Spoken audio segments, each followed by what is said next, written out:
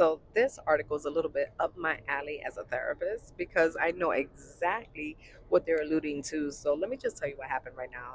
There happens to be a South Florida activist. His name is Chaz, quote unquote Chaz Stevens.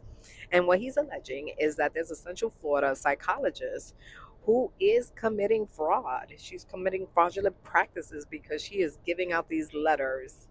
He is stating that this lady, Estevez, is selling emotional support animal evaluations and letters for $125 on a freelance work site.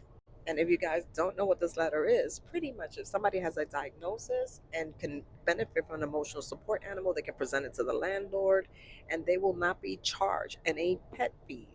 Now, I have written many letters for clients before, but you better believe I have seen them for many times or maybe months or years. So I'm very comfortable in writing the letter. But what he's saying is that she has a letter mill scheme in where healthcare practitioners issue fraudulent documents to people who don't have disabilities or don't want to pay those pet fees. He says in order for you to get this letter, all you have to do is fill a couple of questions online and make a payment for about $100 or so, and an instant later your letter pops out.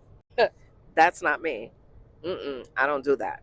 I have always wondered about practitioners that do this because I know it's easy money, but your name is on the dotted line. You're supposed to give them a diagnosis. Like, what is going on? Now, she is not the only one that he has a lawsuit against. He says there's four other ones that he's planning a lawsuit against that does the very exact same thing.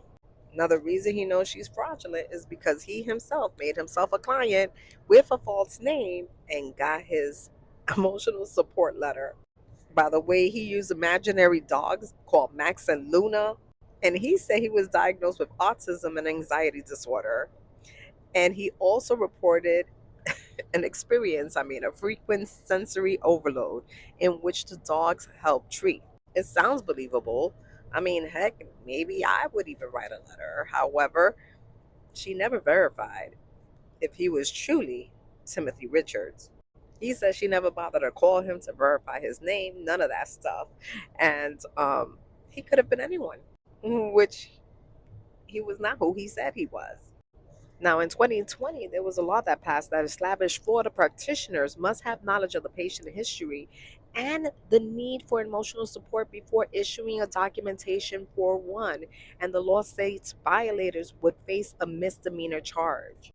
Anna Escanami, who is co-sponsor to this 2020 bill, said that while some landlord charges excessive pet fees, people who take advantage of the fraudulent letter while not having a disability are making it much more difficult for people who actually need for being able to benefit from this law.